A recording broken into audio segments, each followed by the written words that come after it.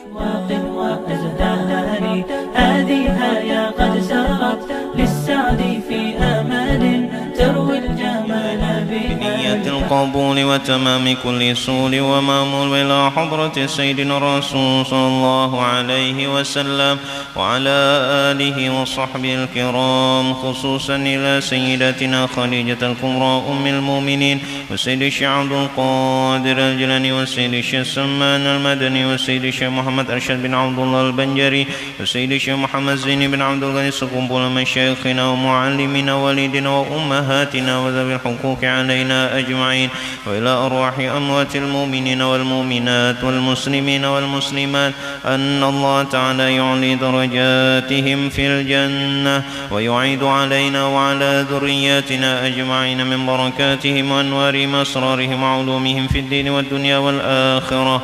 ونوينا التعلم والتعليم والتذكر والتذكير والنفع والانتفاع والإفادة والاستفادة والحث على التمسك بكتاب الله وسنة رسوله والدعاء إلى الهدى والدلالة على الخير وابتغاء وجه الله رضاه وقربه وصوابه سبحانه وتعالى على هذه النية وكل نية صالحة. وإلى حضرة النبي مصطفى محمد صلى الله عليه وسلم. الفاتحة. أعوذ بالله من الشيطان الرجيم. بسم الله الرحمن الرحيم. الحمد لله رب العالمين الرحمن الرحيم مالك يوم الدين، إياك نعبد وإياك نستعين اهدنا الصراط المستقيم صراط الذين أنعمت عليهم غير المغضوب عليهم ولا الضالين آمين. السلام عليكم ورحمة الله وبركاته. الحمد لله رب العالمين الذي أنعم علينا بأنواع النعم ولطائف الإحسان وفضلنا على سائر خلقه بتعليم العلم والبيان، والصلاة والسلام على حبيبك ورسولك سيدنا محمد المبعوث بخير الملل والأديان وعلى آله وأصحابه وسلم تسليما كثيرا. أما بعد، سبحانك لا علم لنا إلا ما علمتنا إنك أنت العليم الحكيم، وتب علينا إنك أنت التواب الرحيم العزيز العليم. عدد كل حرف كتب ويكتب أبد الآبدين ودهر الداهرين، رضي الله عنا وعنكم وعن جميع المسلمين. Sesudah kita membahas kemarin tentang niat-niat di dalam duduk di dalam majelis ilmu, sudah tentu dengan niat yang baik tersebut kita mengharapkan kebaikan dan kemanfaatan daripada Allah Subhanahu wa ta'ala.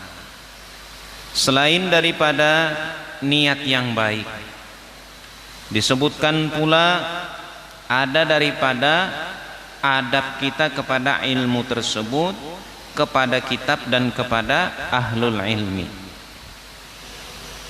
Kepada ahlul ilmi, kepada guru-guru kita, kepada kitab yang kita pelajari, bahkan di dalam meletakkannya pun ada adabnya. Di dalam menaruh kitab, yang mana yang paling atas, yang mana yang nomor 2, nomor 3 dan lain sebagainya, itu pun sebenarnya ada adabnya.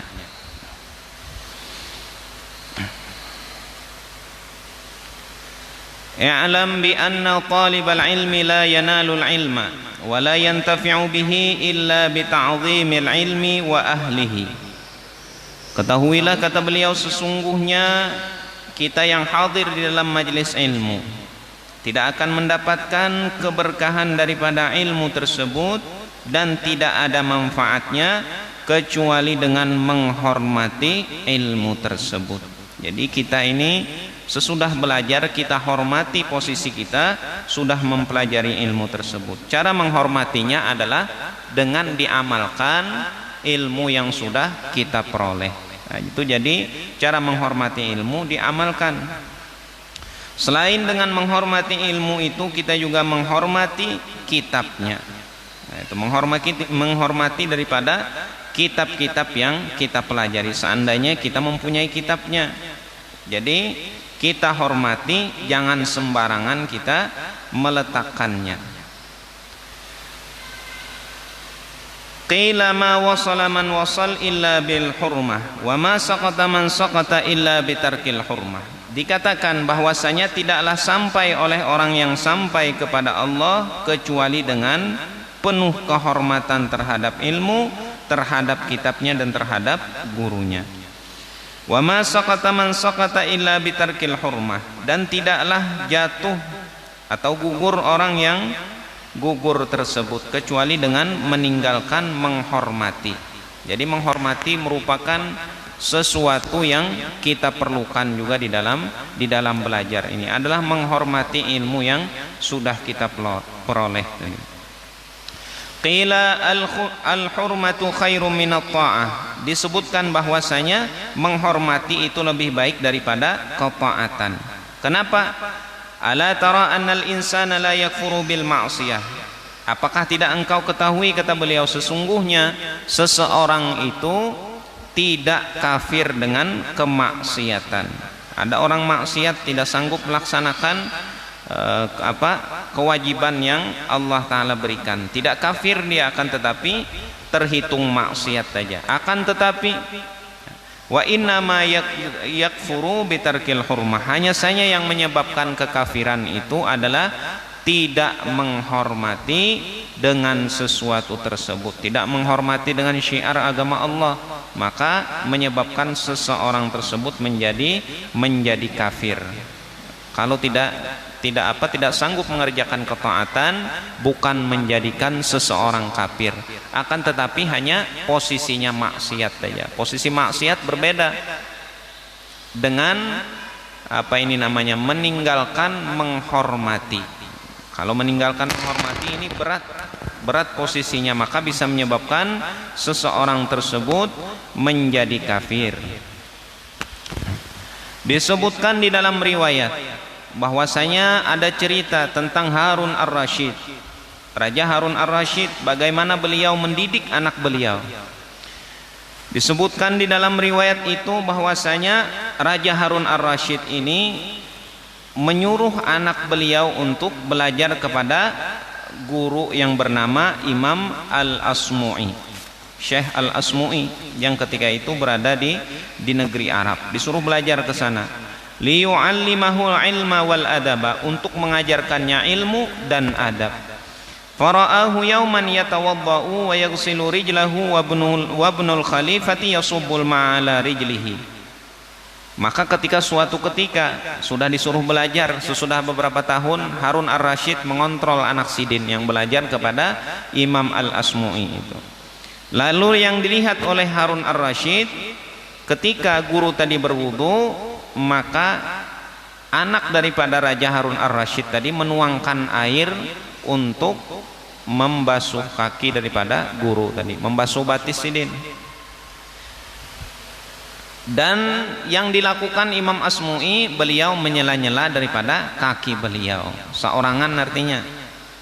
Maka melihat itu Raja Harun ar-Rasyid lalu fa'atabal khalifatu al-Asmu'iyya, maka beliau lalu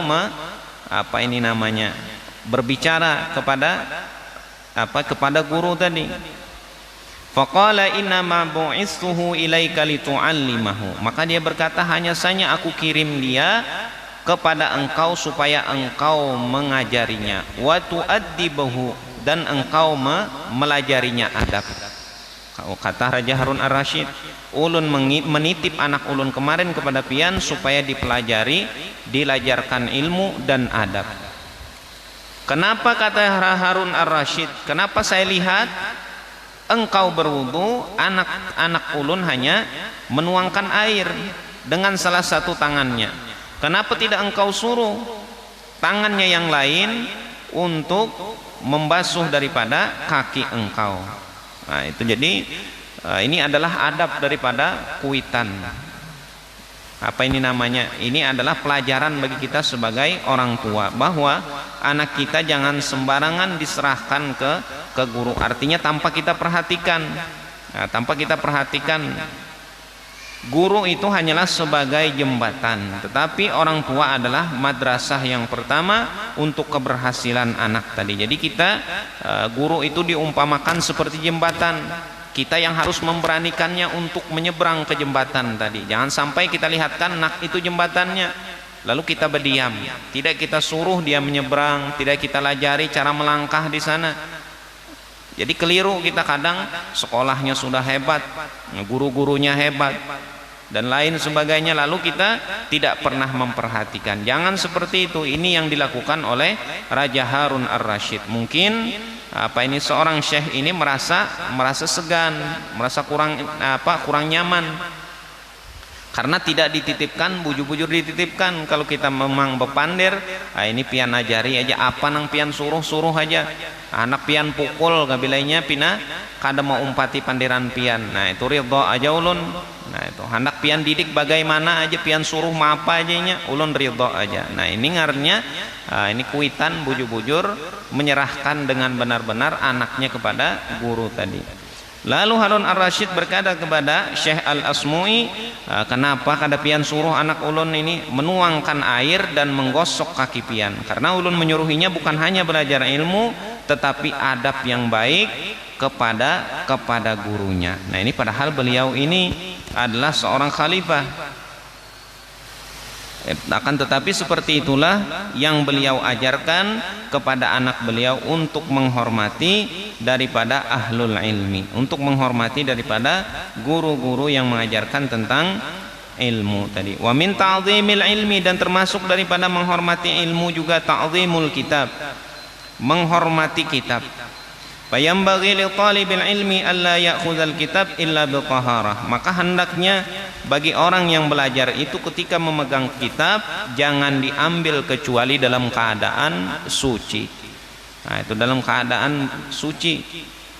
Kita selama ini jangankan kitab Al-Qur'an aja kadang-kadang wudu. Padahal Al-Quran itu tidak boleh disentuh kecuali dalam keadaan berwudu. Memang boleh kita membacanya kalau dalam keadaan tidak berwudu, akan tetapi memegangnya yang harus berwudu kita. Nah itu memegangnya, kecuali orang yang junub atau orang yang dalam keadaan hadas besar, maka tidak boleh membaca Al-Quran. Di luar itu dalam keadaan hadas kecil tidak berwudu, maka boleh membaca Al-Quran, akan tetapi memegangnya jangan. Disebutkan di sini hendaknya kalau kita itu belajar kitab jangan memegang kitab kecuali dalam keadaan suci. Seperti itu juga duduk di majelis ilmu, pengajian, ceramah dan lain sebagainya. Hendaknya kalau tambah manfaat kita duduk di majelis ilmu itu harus dalam keadaan berwudu. Karena yang kita dengarkan ini adalah ilmu. Wal ilmu nurun, karena ilmu itu adalah cahaya. Ketika kita berwudu, cahaya bercampur cahaya, maka cepat menyatu. Kadang lawan kadap. Nah, kalau kadap ini bertolak belakang dengan ilmu. Oleh sebabnya, ketika kita duduk di majelis ilmu, hendaknya dalam keadaan suci. Lebih-lebih lagi kata beliau, di dalam mengambil kitab tidak diambil kecuali dalam keadaan berwudu.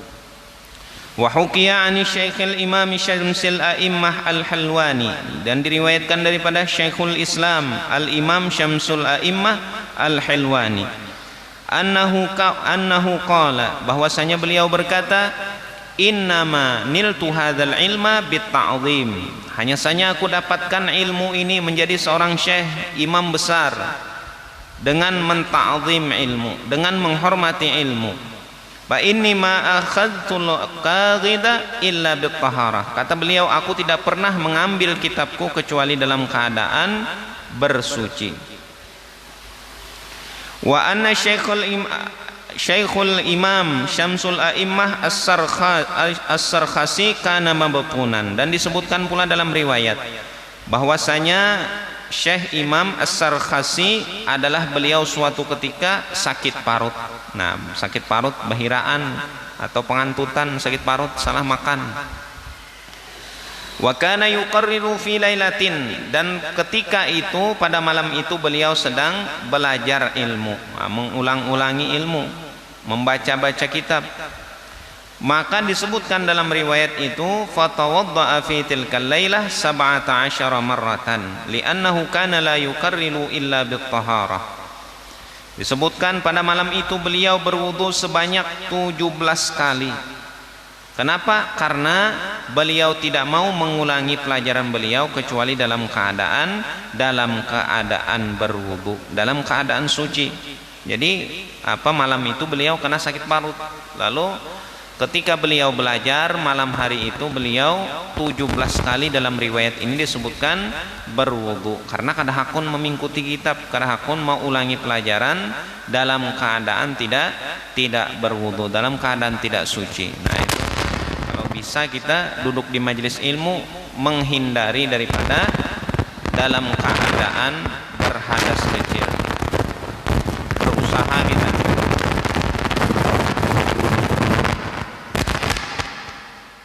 berusaha selalu dalam keadaan suci.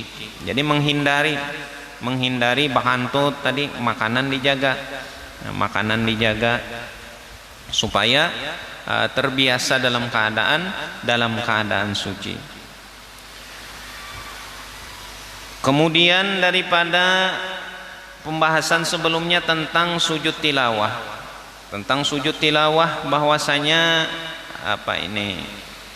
disunnahkan sujud tilawah itu ketika kita mendengar 17 tempat di dalam Al-Quran yang disunnatkan untuk sujud tilawah. Akan tetapi sujud tilawah itu adalah di luar sholat. Apabila sengaja memilih surah, tidak baik itu dalam sholat sunat atau fardu, supaya bisa sujud tilawah, maka disebutkan batal salatnya dan haram. Kada boleh kecuali pada salah satu salah satu salat, yaitu salat subuh di dalam pagi Jumat juga. Khusus di pagi Jumat boleh memilih surah As-Sajdah dengan niat supaya sujud tilawah, maka boleh itu. Dan menurut daripada pendapat Imam Ramli, tidak boleh diganti selain daripada surah As-Sajdah. Kada boleh diganti dengan Al-Insyiqaq, tidak boleh diganti dengan Al-Isra, karena sama ada sujud tilawah, tidak boleh. Menurut daripada pendapat Imam Ramli, kada boleh diganti dengan Iqra bismi rabbikal ladzi khalaq. Tetap tempatnya adalah membaca surah As-Sajdah. Akan tetapi menurut pendapat Ibnu Hajar boleh diganti. Yang penting pagi subuh Jumat, salat subuh Jumat. Kalau tidak hafal surah As-Sajdah secara jumlah, kata beliau, kesunahannya tetap bisa diganti dengan surah yang lain. Kemudian rukun-rukun sujud tilawah di luar salat ada 7. Kalau di dalam salat kan tidak ada tidak ada rukun-rukunnya. Tidak ada tambahan seperti ini. Yang pertama adalah niat. Nah, ketika sholat tidak perlu berniat, menambahi niat lagi untuk turun sujud tilawah. Tidak perlu, cukup aja langsung turun ketika membaca ayat yang mengandung tilawah tadi. Yang pertama adalah niat. Ketika kita membaca Al-Quran lalu melewati tempat sujud tilawah, langsung kita sujud tilawah dengan berniat pertama. Kedua, takbiratul ihram. Bertakbiratul ihram juga, Allahu Akbar, bertakbiratul ihram sama seperti salat. Kemudian sujud. Jadi ada rukun-rukunnya, niat, takbiratul ihram, dan sujud. Yang ketiga rukunnya adalah sujud sebanyak 1 kali. Kemudian yang keempat adalah tumakninah di dalam sujud tersebut. Kemudian yang kelima adalah duduk bersama salam. 5 dan 6 duduk beserta mengucapkan Assalamualaikum warahmatullah. Dan yang ketujuh adalah sesuai dengan tertib, sesuai dengan aturan tadi, sesudah bertakbiratul ihram beserta niat tadi sujud. Kemudian ada tumakninah di dalam sujudnya, sesudah sujud berlalu duduk dan mengucapkan salam. Itu adalah 7 rukun sujud tilawah di dalam luar salat, di luar salat. Jadi kita wajib memelihara rukun-rukun ini. Zikru sujudis tilawati, bacaan sujud tilawah itu kasujudis salati, seperti sujud di dalam salat. Artinya subhana rabbiyal a'la boleh sudah. Kalau kada hafal yang sajada wajhiya lilladzi khalaqahu ila akhirih, kada hafal itu, maka boleh subhana rabbiyal a'la wa bihamdi. Wa yazidu, dan disunahkan lagi menambah Allahumma ktubli biha indaka ajra waj'alha li indaka dzukra wa dha'anni biha wizra waqbalha kama qabiltaha min 'abdika Daud alaihi salam. Jadi ditambah itu, kalau kada hafal juga ya nang bisa aja subhana rabbiyal a'la wa bihamdi, subhana rabbiyal a'la wa bihamdi, subhana rabbiyal a'la wa bihamdi 3 kali ketika subuh Jumat. Nah, itu ketika subuh Jumat yang biasa kita melewati sujud tilawah ini. Kalau memang kada hafal bacaan yang sajada wajhiya lilladzi khalaqahu tadi, kada hafal, maka diganti dengan ini aja, subhana rabbiyal a'la wa bihamdi. Masailu fi sujud tilawah, beberapa masalah di dalam sujud tilawah. Apabila dia mendengarkan, idza sami'a ayat as-sajdah, apabila kita mendengar ayat as-sajdah sedang dibaca, ayat yang mengandung ayat yang 14 tempat di dalam Al-Qur'an tadi, ayat sajdah namanya. Mim midhya'in, dari radio, au nahwihi, atau seumpamanya, atau mikrofon. Ada radio yang diputar, cuma mikrofon. Kita kebetulan lewat di depan masjid, mendengar bunyi, dan kita tahu di situ ada tempat disunahkan sujud tilawah. Fa in kana halan, maka jika ia dalam keadaan hal langsung, ay alal hawa'i mubasyarah, yakni dalam keadaan siaran langsung. Nah, di dalam TV Arab itu bertulisan Mekah Madinah, itu mubasyir di bawahnya, artinya live, siaran langsung. Bahasa Arab itu mubasyir, artinya siaran langsung. Kita lihat di situ. Alal hawa'i mubasyaratan, diputar secara langsung. Fayusannu lahus sujud, maka disunatkan baginya sujud tilawah. Kita berbeda waktunya. Kita pulang dari Masjid Agung, sholat Isya jam 1 malam, di Mekah hanyar sholat Isya. Kebetulan imamnya membaca ayat yang mengandung at-tilawah, lalu imamnya sujud bersama orang-orang yang sholat di Masjidil Haram. Bila kita lihat tulisannya tadi bahasa Arab mubasyir atau bahasa Inggris live, maka disunatkan bagi kita untuk sujud. Nah, meski kita kada membacanya, meskipun kada di hadapan kita, kalau ulun mendengar pian kan jelas sudah semalam. Pian membaca, misalnya membaca Al-Quran, ulun mendengar. Melihat pian sujud, ulun lebih disunahkan sujud. Pian kada sujud, tetap ulun sunnah sujud jua. Nah itu. Baik ulun beristilah mendengar atau kada beristilah, tetap sunnah sujud. Kecuali bila pian jadi imam, ulun jadi makmum. Pian kada sujud, maka ulun kada boleh sujud, menyalahi daripada pekerjaan imam. Nah, itu kalau di luar salat pian kada sujud membacanya, ulun mendengar sujud. Meskipun kada langsung di hadapan kita di Mekah, di Madinah. Nah, ini biasanya yang dibaca imam ini ketika sholat tarawih misalnya, itu kan satu Al-Quran, kemudian melewati tempat di dalam surah Fussilat misalnya, lalu imamnya sujud, maka kita yang mendengar dari Indonesia sunnah juga sujud, dengan syarat itu lain siaran ulang. Nah itu lain siaran ulang, lain namun kita melihat di YouTube, menonton ke YouTube, ternyata imamnya sujud tapi sudah lawas, sudah kada sunnah lagi.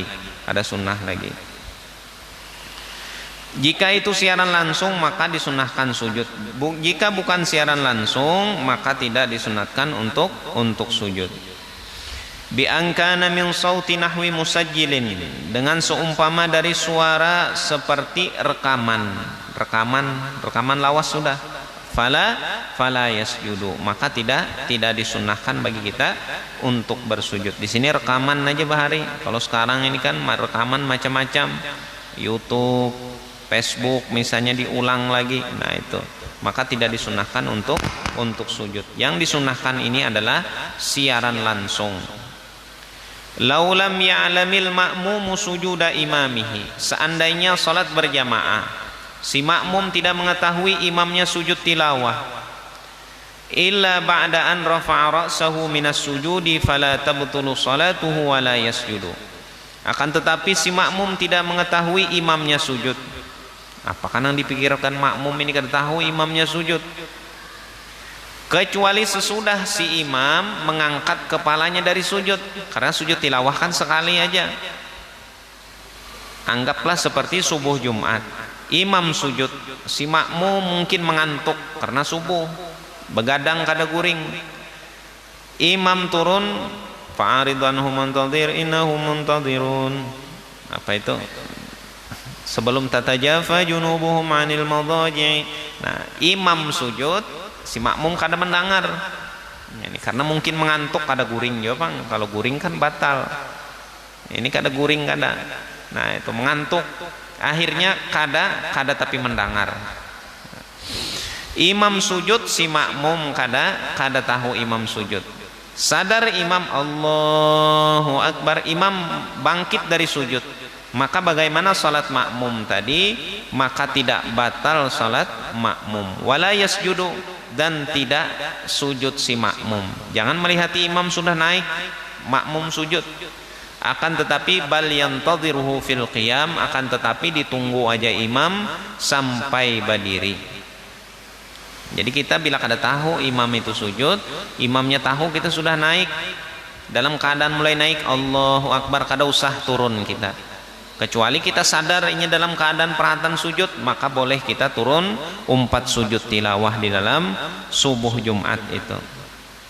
Wa amma idza alima bisujudil imam qabla ra'fi ra'sihi fa alaihi ayyahwiya ila sujud. Akan tetapi bila kita mengetahui imamnya sujud, kita sadar tadi sebelum imamnya mengangkat kepala, maka bagi si makmum untuk turun sujud juga.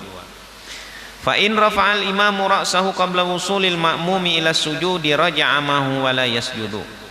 Akan tetapi pertama tadi kan kita sadar imam sudah Allahu Akbar naik, kada usah kita turun. Yang kedua lagi kita sadar imam rahatan sujud juga kita. Yang ketiga lagi kita sadar imam waktu sujud. Ketika kita hendak turun, imam sudah bangkit, Allahu Akbar. Kada sempat kita sujud bersama imam. Ketika kita sudah hendak sujud, imamnya naik, maka apa yang kita lakukan? Jangan sujud kita. Nah, itu umpat juga naik bersama imam. Ini kadang orang bila kada tahu hukum ini, tertawanya begutilan sembahyang, digawilnya kawan dihiga. Tuntung sembahyang mangdapinya lah, melihat leja kawan dihiga tadi lambat sujud, imam naik, terjadinya sujud, umpat naik juga. Kayak apa tuh hukumnya tuh jadinya? Nah, menakujinya baik ku sujud akan aja sekalian. Nah, ternyata dalam keadaan sujud tilawah ini, dalam contoh yang ketiga tadi, ketika kita sadar imam dalam keadaan sujud kita.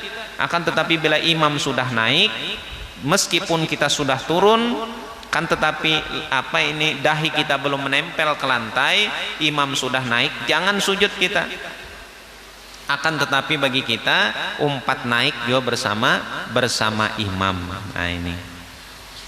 Yang ketiga adalah yusannu lil imam ta'khiru sujudihi fi sholati sirriyah ila al-faraghi minas shalah. Apabila ternyata tidak sengaja bagi imam, karena kebanyakan hafal surah ini, lalu membaca surah yang tidak sadar imamnya ada sujud tilawah dalam sholat zuhur atau sholat asar yang tidak bernyaring. Kemudian bagi si imam tadi disunnahkan mengakhirkan sholat sampai selesai dulu sembahyangnya. Nah, tuntung dulu assalamualaikum warahmatullah, assalamualaikum warahmatullah, limbahnya hanya sujud tilawah. Kenapa? Lima fis sujudi minat tashwisi 'alal ma'mum, karena di dalam sujud itu membuat makmum merasa was-was.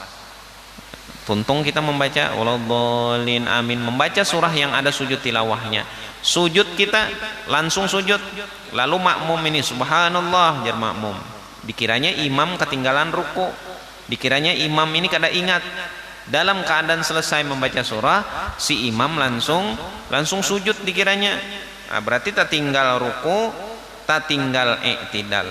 Lalu si makmum tadi mengatakan subhanallah, ada yang umpat sujud, ada yang menunggu si imam, ada yang menagur. Jadi bingung, terbagi kepada 3 kelompok makmum tadi. Bingung jadinya, was-was makmum. Oleh sebab itu dalam sholat tidak bernyaring ini, seandainya imam membaca tempat yang mengandung sujud tilawah, ayat yang mengandung sujud tilawah, maka jangan sujud dulu. Nanti selesai sholat baru sujud. Wa kadzalika fil jumu'atil kabirah, seperti itu juga dalam perkumpulan yang besar, supaya makmum tadi tidak was-was. Jadi tuntungakan sholat dulu, hanyar imam tadi sujud tilawah, melaksanakan kesunahan yang baik tadi. Karena tuntung sembahyang supaya kada was-was si makmum tadi. Nanti bingung makmum. Jangankan sholat yang sholat sirriyah, sholat subuh Jumat saja bilainya kada, jarang umpat sholat subuh Jumat, bingung kadang. Nah itu ada nang ruku, ada nang sujud, nah, bingungnya karena ada tahu tadi. Apalagi kalau sholat zuhur dan asar tadi, menyebabkan was-was bagi si makmum. Kemudian pembahasan sesudahnya, bab sujud syukur, bab tentang membahas masalah sujud syukur. Wallahu alam bissawab.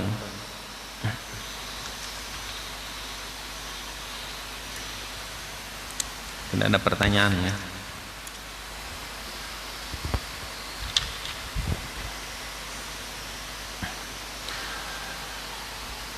الفاتحة. أعوذ بالله من الشيطان الرجيم. بسم الله الرحمن الرحيم. الحمد لله رب العالمين الرحمن الرحيم مالك يوم الدين إياك نعبد وإياك نستعين اهدنا الصراط المستقيم صراط الذين أنعمت عليهم غير المغضوب عليهم ولا الضالين آمين آمين يا رب العالمين. بسم الله الرحمن الرحيم. الحمد لله رب العالمين والصلاة والسلام على أشرف الأنبياء والمرسلين سيدنا ومولانا محمد وعلى آله وصحبه أجمعين. اللهم انفعنا بما علمتنا وعلمنا ما ينفعنا وزدنا علما. وصلى الله على سيدنا محمد وعلى آله وصحبه وسلم. والله سبحان ربك رب العزة عما يصفون وسلام على المرسلين والحمد لله رب العالمين. سبحانك اللهم وبحمدك أشهد أن لا إله إلا أنت أستغفرك وأتوب إليك. السلام عليكم ورحمة الله وبركاته.